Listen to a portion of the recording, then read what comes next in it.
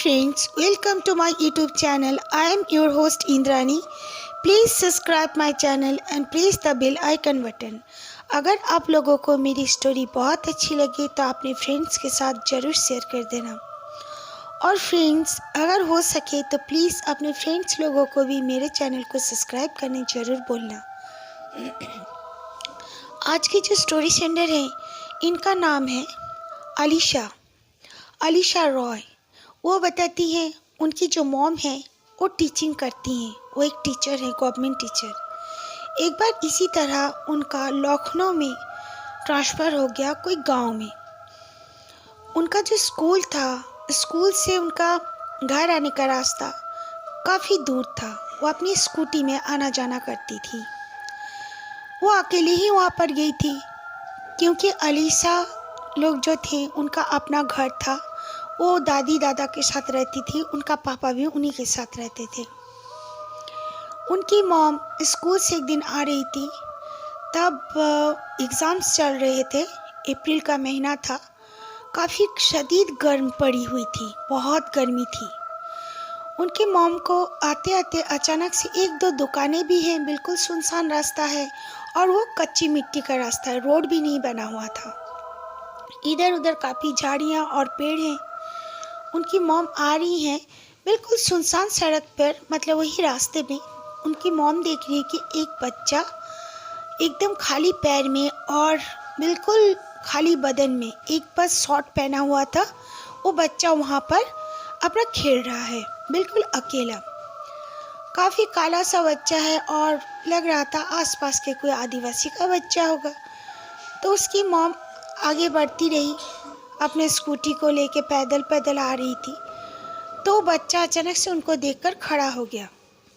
उन्होंने देखा उस बच्चे को, इतने गर्मी में, खाली बदन में, दोपहर के समय में ये बच्चा यहाँ पर क्यों खड़ा है। तो उनकी मॉम उसके साथ हंसी।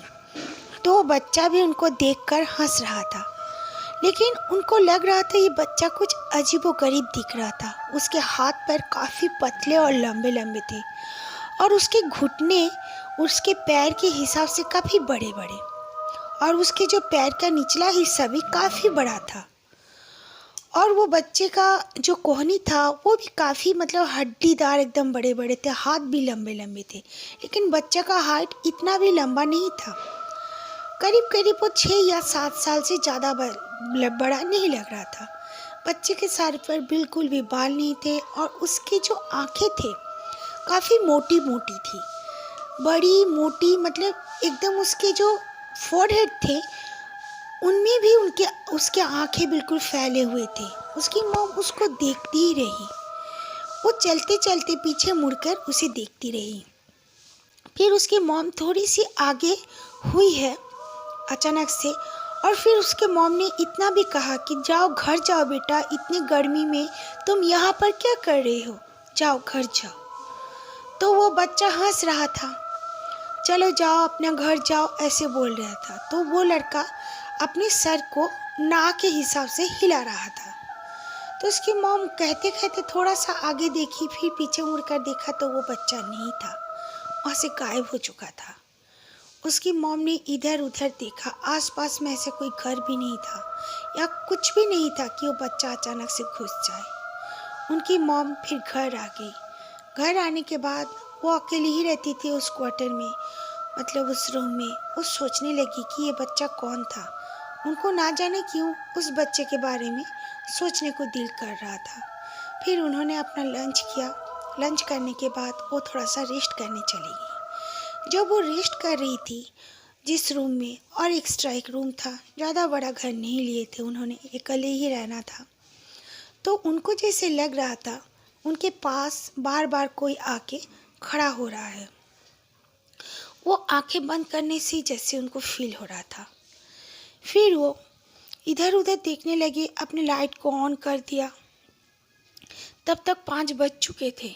वो उठ गई और उनको कुछ कुछ काम था, उन्होंने कर लिया। फिर थोड़ा सा टहलने भी जाया करती थी, टहल कर घर आ गई। आने के बाद वो देखती हैं जो उनका जो कपड़े उन्होंने सुखाए थे वो उठाकर उन्होंने बेड में रखे थे, जो कि उनको समेटना था। उन्होंने देखा कि वो कपड़े बिल्कुल समेटे हुए हैं, बिल्कुल फोल्ड किए गए हैं। उन्होंने सोचा ये किसने किया। फिर उन्होंने सोचा कि मैंने ही शायद कर दिया था। उन्हें कुछ याद नहीं आया। वो अपने हाथ पैर धोकर अपने चाय बनाने के लिए गई तो देखती हैं एकदम गरम गरम चाय किचन में रखा हुआ है। ये देखकर वो काफ़ी डर गई। वो डर कर सोची जो ऐसा कुछ बात ज़रूर है जो मेरे साथ ऐसा हो रहा है। वो सोच में पड़ गई कि ऐसा कैसे हो सकता है, मैंने चाय तो बनाई ही नहीं, फिर ये चाय किसने बनाई। बिल्कुल अदरक देकर इलायची की खुशबू भी आ रही थी। उन्होंने चाय नहीं पिया।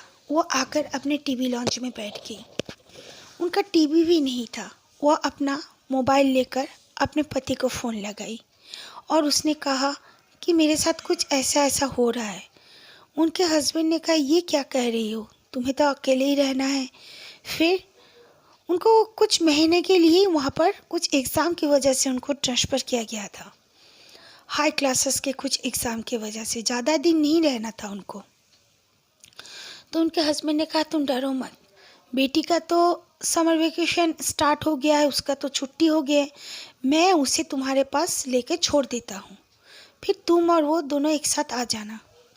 अगर फिर से तुम्हारी ज़रूरत पड़ी वहाँ पर तो तुम कोई दूसरा रूम देख लेगी। तो उन्होंने कहा ठीक है। ये सब कहने के बाद उन्होंने सोचा कि मैं जाती हूँ, थोड़ा सा अपना फ़ोन इधर उधर टटोलने के बाद उन्होंने सोचा मैं जाती हूँ अपना डिनर बना लेती हूँ, क्योंकि बहुत गांव एरिया था। वो आमने सामने ऐसे होटल वगैरह दुकान वगैरह कुछ भी नहीं था, छोटा मोटा ही हुआ करता था। वो जब अपना डिनर बनाने के लिए गई तो देखती हैं कि जैसे उनके स्टोव में, जो गैस स्टोव था, उसके ऊपर में तावा रखा हुआ है, वो भी बिल्कुल गरम लग रहा है और सामने 4 रोटियां भी बनी हुई है बिल्कुल गरम गरम, और सब्जी भी बनी हुई है। वो काफ़ी डर गई। अब उनसे और हौसला नहीं हो पा रहा था। उन्होंने किचन को बंद कर दिया, आके अपने बेडरूम में घुसकर अपना जो डोर था उसको लॉक कर लिया। लॉक करने के बाद वो अपना एक बुक्स लेके पढ़ रही थी। पढ़ते पढ़ते किस पैर उन्हें नींद आ गई। उस समय उनको लगा कि उनका जो बेडरूम था उसका दरवाज़ा बहुत ज़ोर ज़ोर से कोई बजा रहा है। इतने ज़ोर से बजा रहा है कि बोलने का नहीं। वो एक टीन का भी दरवाज़ा था, लकड़ी का नहीं था।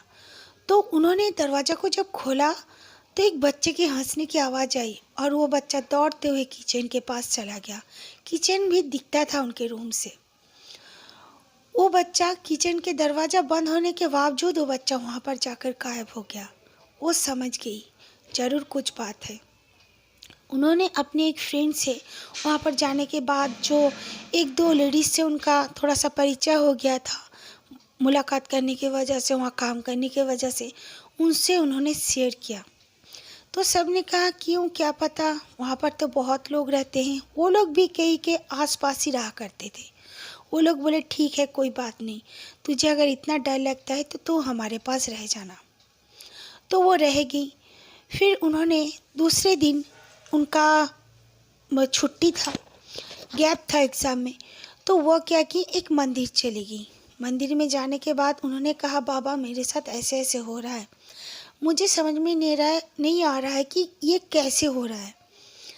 तो वो बाबा जी ने कुछ पढ़ाई की और उनके अंगूठा को देखा, नाखून को एक कटोरी में डुबाया, उसमें पानी था और उनके अंगूठा को देखा। फिर बाबा जी ने कहा बेटा तेरे साथ एक छलावा बच्चे के रूप में तेरे पीछे आ गया है।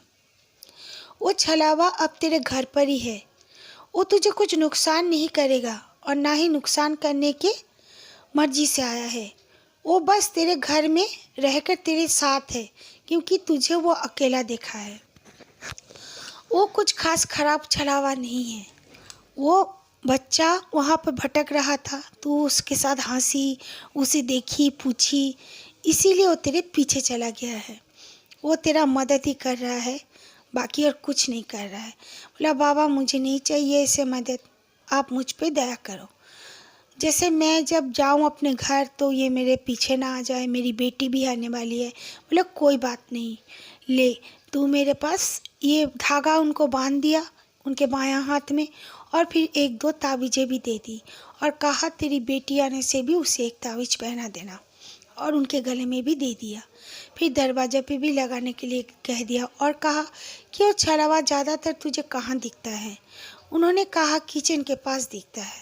बोला हाँ वो भूखा होगा इसीलिए किचन के पास ही तुझे वो दिखता है, कोई बात नहीं, तो किचन के दरवाजे में भी ये ताबीज़ लगा देना और उसके नाम से तेरी जो मेन गेट है बाहर वहाँ पर कुछ खाना रख देना, दोपहर हो रात हो जब भी तू खाने बैठे उससे पहले खाना रख देना, जितना दिन तू यहाँ पर है। तो उन्होंने वैसे ही किया। उनकी बेटी भी आ गई 2 दिन के अंदर में। उसके बाद उनको वो बच्चा और कभी नहीं दिखा।